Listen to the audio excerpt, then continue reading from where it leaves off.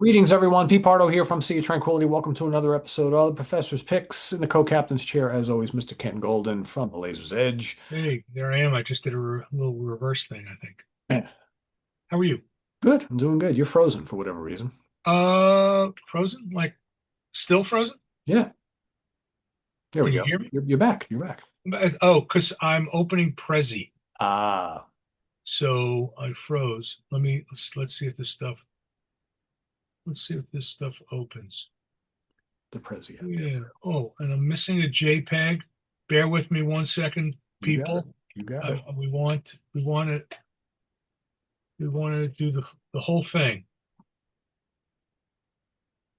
We want to give the people what they want. All right. Okay. So I hope you had a good holiday. It was good. Yeah, it was good. Yours? I mean, it's. Quiet. Yeah, We, mine wasn't all that quiet, but it's okay. Laura and I went out to eat Chinese food. It was very nice. I saw what you posted. That looked Man, mighty fine. we went for Hey, dim who doesn't sum. love Chinese food, right? Dim sum Well, and we love noodles. dim sum. Yeah, we go to a local place in Cherry Hill called Dim Sum House, and really fantastic, authentic, and it was delicious. And, yeah, and they Cool. treated us well, so it was good. It was fun. It was funny. I'm sitting there. The waiter, he sits down next to me, and I'm showing him pictures of my barbecue stuff on my phone. It's pretty funny. He was impressed. Like this is what we normally eat at home, but we're happy to have your stuff here tonight. So I'll tell you a funny story. I may have told Jeff this story the other day. So when we first moved down here, we we found a local Chinese restaurant that we liked very much. Not a lot of them. Well, we found a nice one, a very good one right here. And I this is when I was crazy watching Hong Kong action movies. I was getting bootlegs of all kinds of stuff. And so we go to this Chinese restaurant, and Joe's Peking Duck House, and is the name of the place. And they were known for their Peking duck, which is great. And the waiter, he's bringing food, and somehow he said his name was Jackie. I said, Jackie, like Jackie Chan? He says, you know Jackie Chan? I said, of course. Well, not personally, but of course. So, so well, so every time we would go there, I would bring him movies. I would gift him with movies, and we would just walk in. Man, he would just giving us like platters of dumplings and everything for free. Basically, it was a nice bribe. I'd have like VHS bootlegs of like John Woo movies and Choi Hark movies. You know, I'm giving. Movies for food. I mean, hey, I'm giving him like a beat up VHS tape of like hard boiled, and he was like ecstatic, you know. So we used to in Philadelphia, they used to have midnight shows of Hong Kong movies, and and Laura and I would be like the only Americans in there, and we were yeah, it was funny, it was crazy. they used to have those. They did that in New York City quite a lot too, back in like the 70s and the early 80s. Yeah, yeah. The old I grindhouse cinema and whatnot. They play all these like, Chinese and Japanese films and whatnot, all the martial arts stuff. Oh, I used to have so much of that stuff. I sold it all. I sold all my DVDs and Blu-rays and stuff. But man, Kung Fu Wonder Child, that was, you ever see that? Kung Fu, the Kung Fu Wonder Child was a pornographic Hong Kong Kung Fu movie. It was amazing. Never seen it. There's a lot of really bad movies in that. Oh no, yeah, no, actually, no, I got that wrong. Kung Fu Wonder Child was just a crazy, crazy one because with hopping vampires. That was yeah, with hopping. You know about the whole thing about hopping vampires, don't you? So the Chinese concept of a vampire is that it's repelled by the earth. So they can't walk. They hop because they so so one subgenre of Hong Kong cinema are hopping vampire movies. I've never heard of such a thing. Oh, Wow. you have to do a research on hopping vampires. I'm sure in the comments somebody's going to tell you about yeah. So yeah, there was yeah, there was a pornographic hopping vampire movie. I'm trying to remember. I think it was called like was it like Mindfuck or something? It was crazy and it was insane. But Kung Fu Wonder Child was that was a low mark in worldwide cinema. It was so bad that it was amazing. Kung Fu Wonder Child. Yeah. If there's some way I have to to ask like Chris Allo if he knows about this because you he's you into all this weird stuff too. it's a very special movie. Very special movie. I'm gonna ask him right now. Kung Fu Wonder Child Yeah. I with and has hopping vampires in it, right? with hopping vampires. Or ask him if he knows about hopping vampires. Is he into Hong Kong films? He is. So either him or Uh, David Gallagher would know probably. Well, I just asked the question, so we'll find out. yeah. We'll find out. I've never It's heard of such. it's a whole subgenre, Wow. All righty. hopping vampire cinema. Yeah. It's He crazy. saw my message, so we'll see if he knows. Oh, you let me know. All Anyway, right. All right. We'll get on with the business at hand. longest intro in the history of this channel, right? Hopping Yeah. vampires, Chinese food, barbecue, Well, we're not talking about air fryers this time. No air fryers. Not yet, anyway. We talked about that before we started recording. That's right. That's right. All right, let's get the one pre-order out of the way. This is a new one from the Neil Morse Band, and it's called, I guess, Lift L dot I dot F dot T. It's coming in three versions. There's a CD, there's a two CD digipack, which the second disc is going to be an instrumental version, and then two LP black vinyl. And I didn't write down the street date. It's the end of February, I think. So Do we know who's in the band now? Is it, Portnoy back it's on board? Mike Portnoy, Eric Gillette, So the Randy same George. guys. It's the regular guys. Yeah. How did Mike find time to do this album with all that's been going on with Dream Theater? That's I crazy. don't know, man. But no, it's funny. That was the first thing I looked at. And obviously we're recording a day in advance. I'm still waiting on the information on the album. So here's what I was told.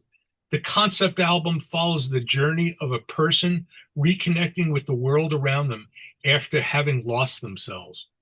All righty. Is Chris Allo getting back to you? Yes, he is. He says he has not seen it. He says it was made in 1986. He found it on YouTube. He says, but it looks like it was made in 1976. That's about right.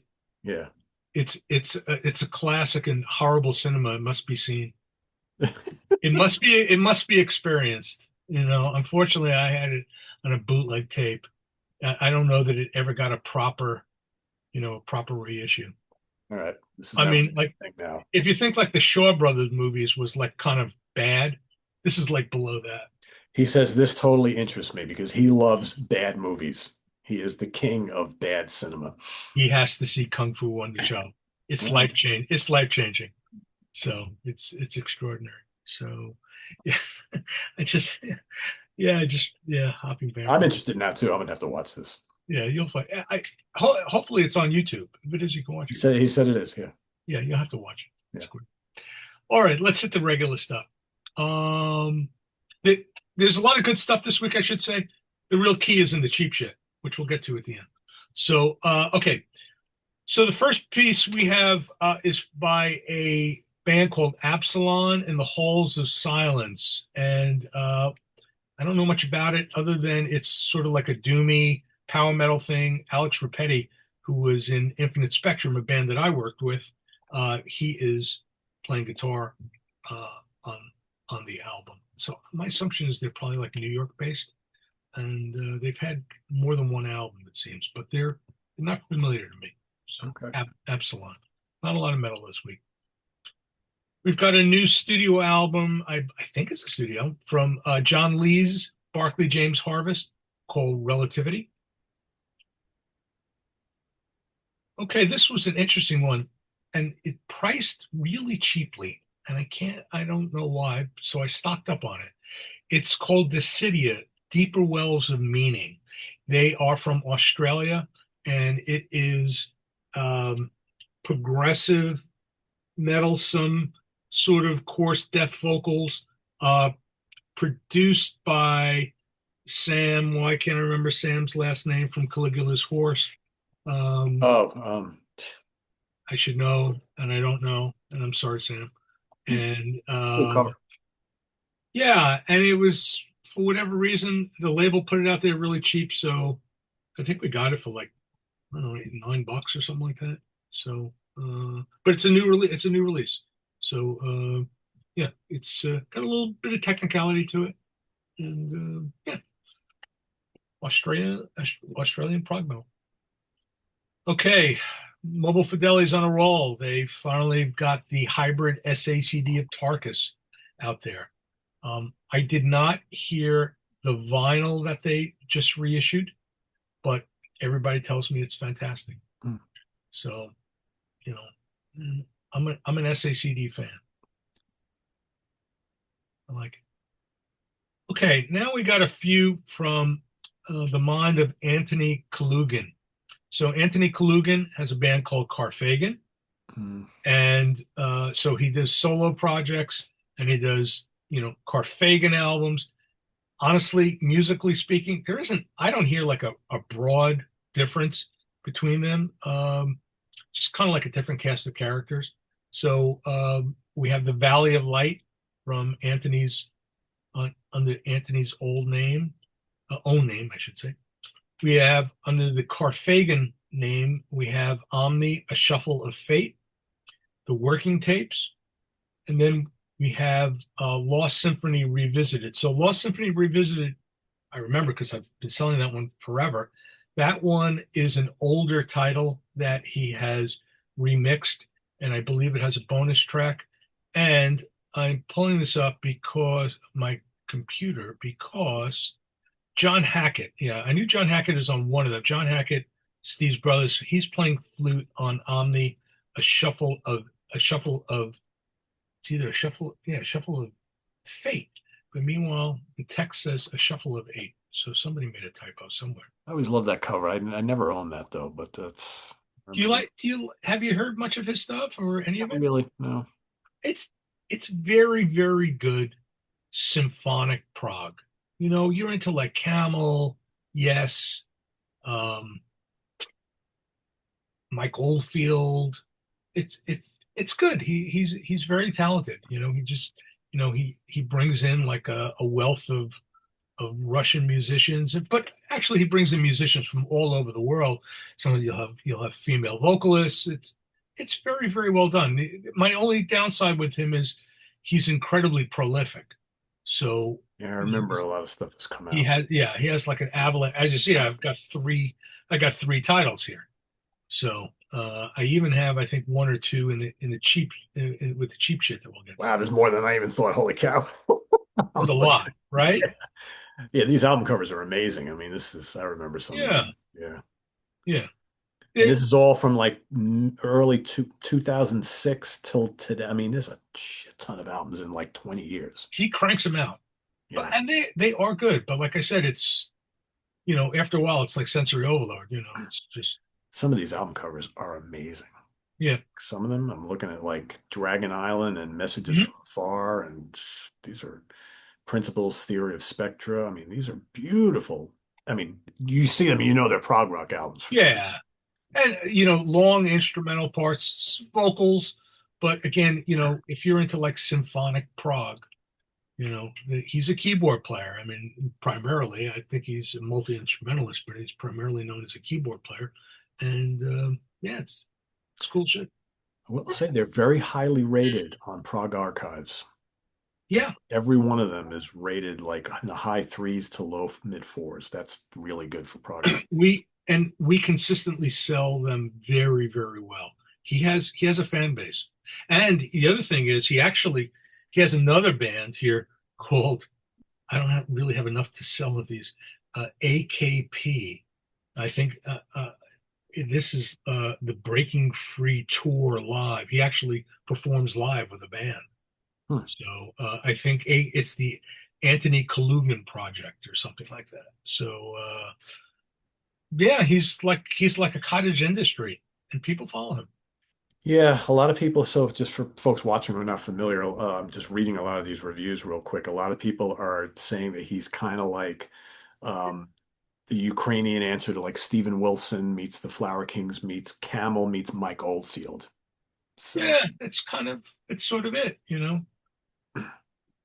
Yeah, I don't think I've ever owned any of these. So which one do you have? So you have the Lost Symphony. Which are I the have other? Lost Symphony Revisited, which I heard a long time ago, and I have something called Omni, A Shuffle of Fate. If I mean Lost Symphony,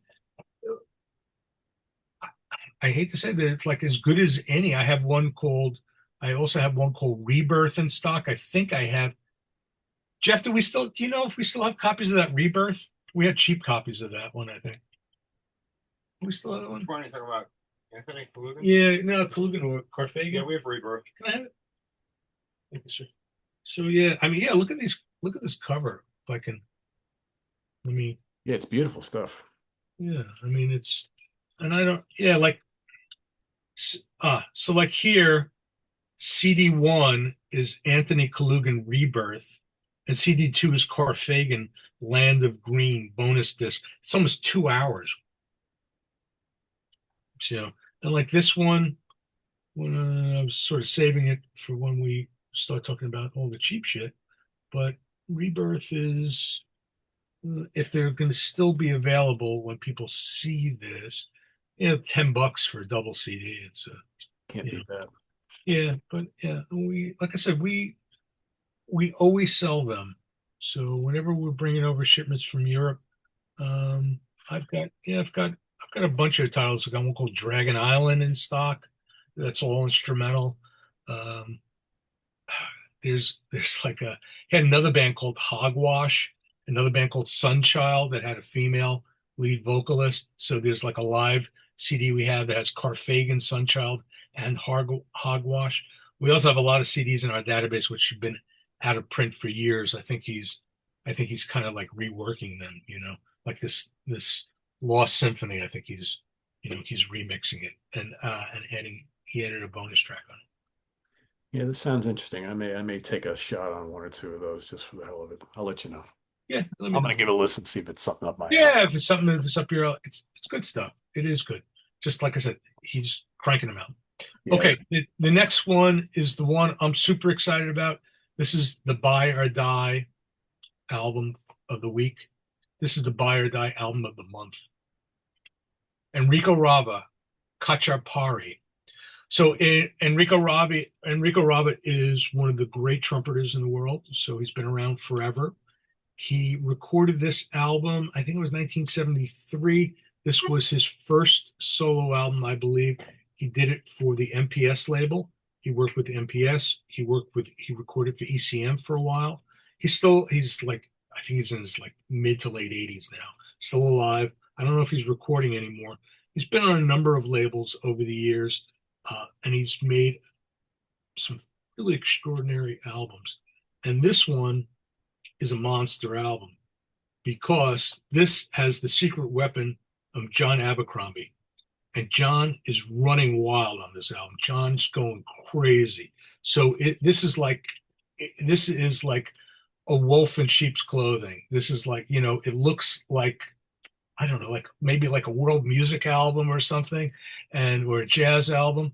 And you have John Abercrombie playing like kind of like psychedelic guitar on this record, and it just smokes. It's quartet, and it's firmly, I would say, firmly in the jazz rock category. And I don't want to diminish Enrico Rava's playing because he's stunning. He's world class, and it's just yeah. I have your copy set aside.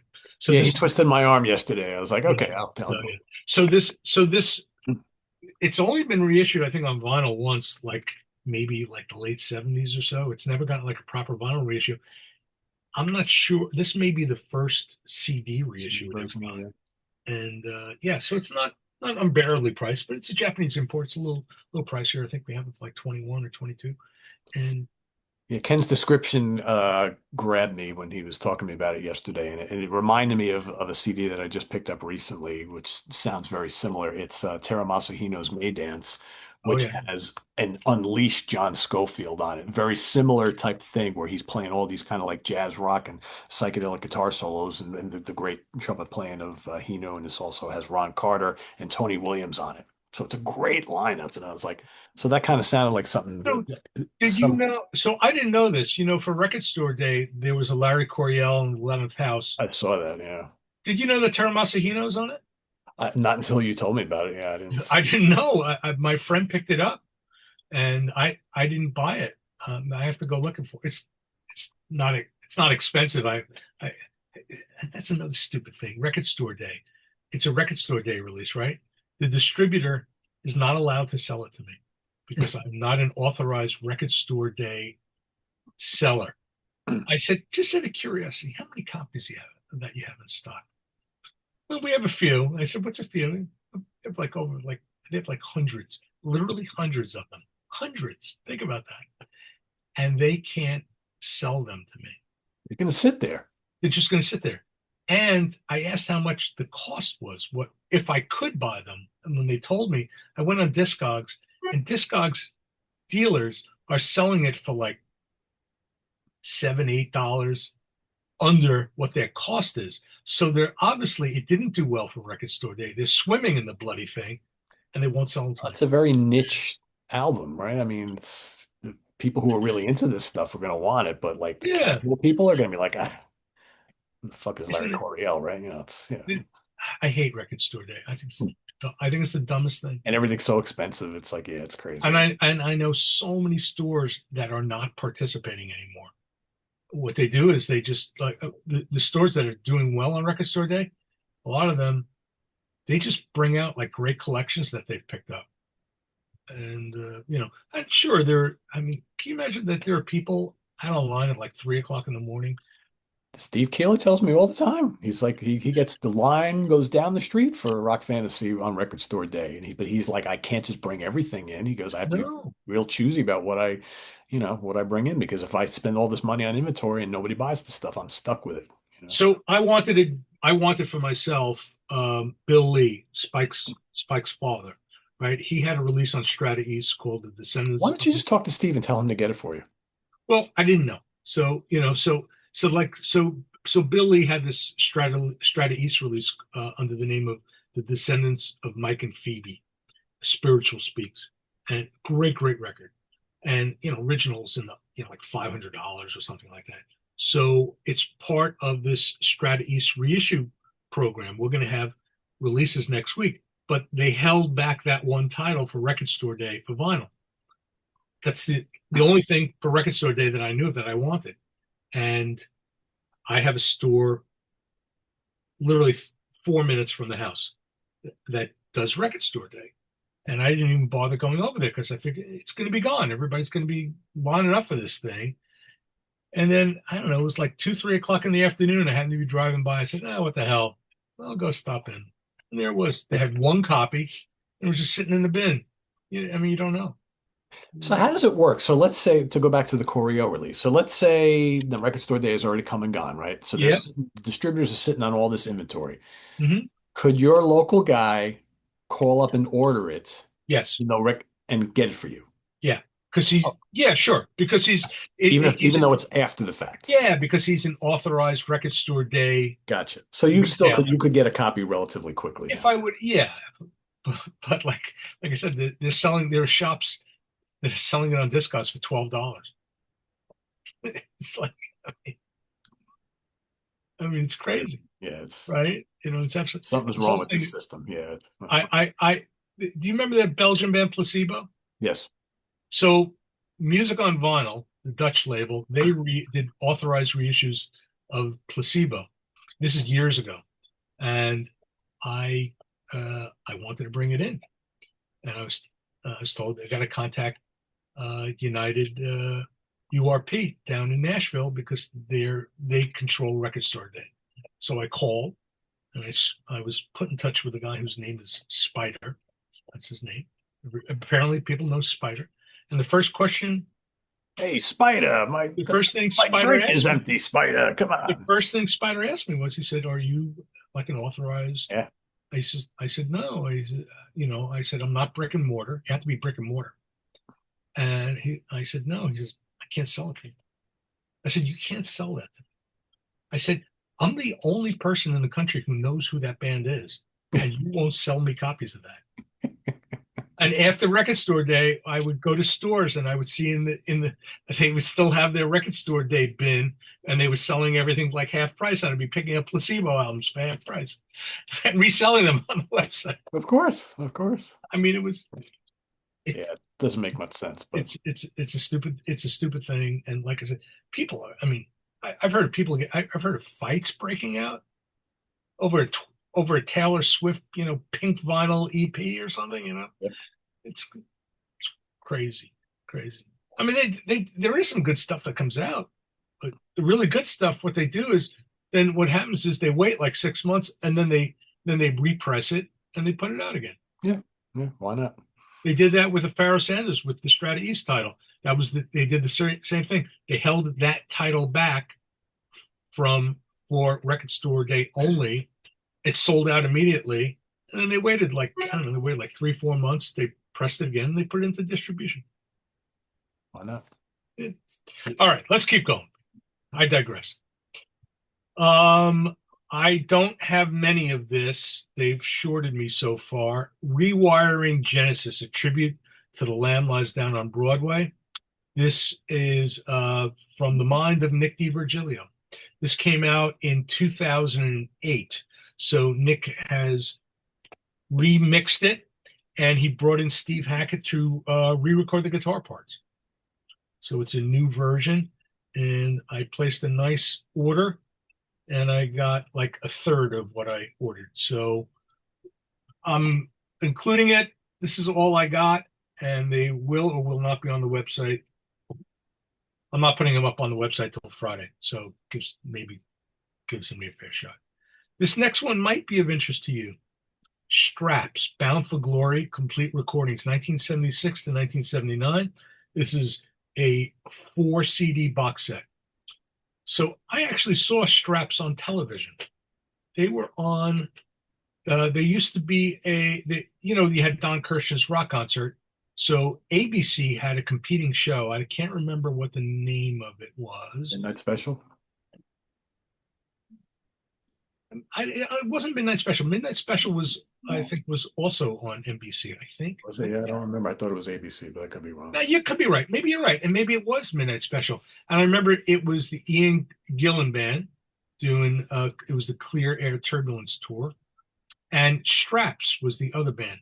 So Straps were an interesting band. They were led by Mick Underwood. He was originally in Catermass. Yep. And so he was also apparently an early protege of Ritchie Blackmore. 1964, they're in a band called The Outlaws.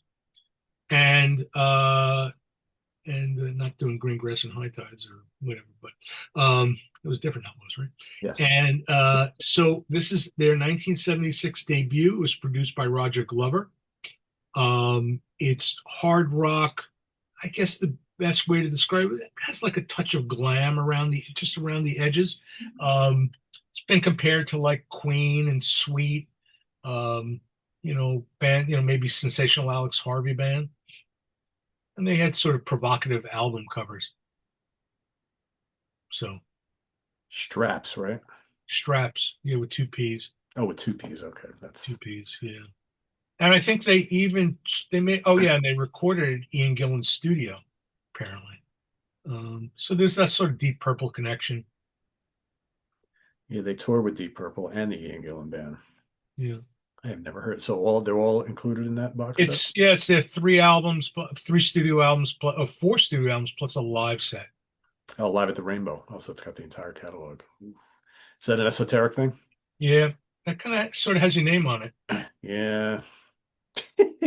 Damn you. You get me all the time. Yeah, this is probably something I need. Yeah, I've never heard of this band, but that's some notable guys in the band. All right, yeah, I'll take one. Yeah. I mean, it sounds like if it wasn't coming out on Esoteric, it was going to eventually make their way to Rock Candy, right? Or something. Yeah, exactly. Yeah. So, okay, next I'll take the jump on it.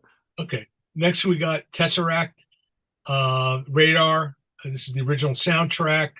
We have the 2 CD version, and we have the Blu-ray version. We are still waiting for the CD media book, CD DVD media book. And here's a little tip for you: if you buy the CD and you buy the Blu-ray separately, costs you less than buying the CD, CD DVD. The CD actually it's a CD Blu-ray media, but you know you And they'll buy fit on your shelves better. yeah, but you buy what you want. Next, we got Universe Zero. Universe Zero live at the Treton, 2009. Le Treton is a club in France. This is a CD DVD, and from a 2009 show. And then we also have that was never before released. Now we have a remix of UZ, which was their fourth album. It's either been remixed or remastered. I'm getting conflicting reports. Feigenbaum read that it was Hi, Phil remixed. Aston here from Now Spinning Magazine. Sorry. Well, okay. Whatever. Feigenbaum claims that this is remixed, that based on the information he got. The information I got was that it's remastered. It's one or the other, and it includes a 10-minute bonus track. Need your help with a little bit, because you know this band, Yawning Man. This is called Pavement Ends. This is the new studio album. I call it instrumental desert rock, stoner rock with a touch of doom. Yeah, I don't know how doomy it is, but they're very good. Nice guitar soloing. Just yeah, it's instrumental kind of stoner rock stuff. It's a little more laid back, not as intense as some of your normal stoner rock stuff, but very good. Very a lot of melodic guitar soloing. Yawning Man, Yawning Bouch, both bands. Bouch, Yawning Bouch is them with Bob Bouch from Fu Manchu. Both bands are very good if you like this sort of I thing. like the Yawning Bouch. I like. I like Yawning Bouch a little bit more personally, but Yawning Man is very good as well. I have a few of theirs. Good stuff. All right, that's it for CDs. For full price stuff. For vinyl, we just got two things. We have the Tesseract. It's 2 LP black vinyl, and then we have the Yawning Man Pavement Ends on black vinyl. So I don't have any more visual presentation for the cheap shit. So, but let me talk about it and give people an overview. So there are two batches that came in. We got in a huge amount of overstocks from Snapper, which is basically for the most part, it is K-Scope label and Madfish. There are a couple of other labels under that umbrella. And then we also got in just a variety of overstocks from all different labels and mostly English labels. I'll run through super fast stuff to give you an idea. We got in cheap copies of UK Danger Money, Circus, the old band with Mel Collins, Hannibal, which was originally released on B&C, and that Hannibal album is a fantastic album. You would love Hannibal. Job A with Steve Hackett, a 2 CD DVD, Big Train, Lancaster and Lumley, Marscape. We got in a Voyager Blu-ray, the prog-metal band from Australia that we had worked with, Jerusalem, the hard rock album. Some great reissues from the Candid label. These were all done by what's his name, Bernie Grunman, remastered by Bernie Grunman. We got Booker Irvin, Charles Mingus, Joanne Brackeen. We got a Glenn Hughes box set from Esoteric. That's going well. Denava, Biff Byford solo album from Saxon. Ray Fenwick, the studio guitarist who's played with like everybody. This is an overview of his career. It's a box set from Esoteric. We got a Dragon Force cheapie. From Snapper, we got Steve, just as a sampling, Steve Hillage, the Ozric Tentacles, Pineapple Thief, I Am the Morning, Marius Duda solo albums, Gazpacho, multiple albums from them, Gong, Family, Gavin Harrison. I think there's a Steve Hogarth in there, and there's more stuff. So what I've done is I've set up two separate sections right underneath the top of the site. We have all the featured releases. Scroll down right underneath. You'll see the Snapper blowout sale, and you'll see a section called "The Cheap Get Cheaper" or "The Cheap Got Cheaper," something like that. And I set it up in two sections like that and have at it. You know, decent quantities, but a lot of the stuff, a lot of stuff's like $6. A lot of the Snapper stuff, $6, $7, $8. I expect them to go quickly. Really, really good stuff. And Is that Hannibal? Is that the horn band from 1970? Uh, Horns. Were there horns? I have to look. I remember. I don't remember them specifically being like a horn band. Um, Orange cover? Keith. They. Yes. That was what's his name? I believe Keith did the cover. Yeah. Is there Yep. horns? I'm looking. There's Roger Bain sax. produced. Yeah, Cliff Williams, tenor sax, clarinet. Roger Bain produced, Yep. and a lot of organ, a lot of Hammond organ on it. And I'll take it. yeah, that's a really really good album, and we got them cheap, really cheap. I think they're like $8 or something like that. Can't beat that. And yeah, no, it's really good. And BNC Records originally released. yes, I was fortunate to get an original copy of that many many many years ago. Still has the $15 price sticker on it, and you know, and yeah. So and for next week, I am waiting in transit, making its way across the country, are three very large boxes of stuff from Australia. So we'll have stuff from Aztec Music, some really, really good Australian prog and jazz rock, some great stuff in there.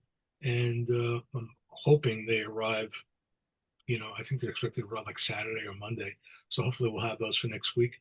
And I know I mentioned last week that I'm working on that listening room thing on great sounding vinyl. Well, I made a little progress. I actually pulled them out of the collection. So There they're you all go. together. Step one. Yep. Now, so that's step one. So now I got to get them organized, take some notes, and we'll do that. And you and Alex are doing the CTI show We're for gonna do a CTL, and he's bugging me, and it's my fault. I'm dragging my ass. I'm digging into the collection, pulling out some stuff, and some of it's better than I remembered, and some of it, but with any label, right? with any label. So it's a good label. So at some point we'll have that done. Okay. If we're slow, it's because of me, not because of Alex. So I know he wants to get it done, and I just got to find the time. So Okay. we're doing our proxy next week, right? Yes.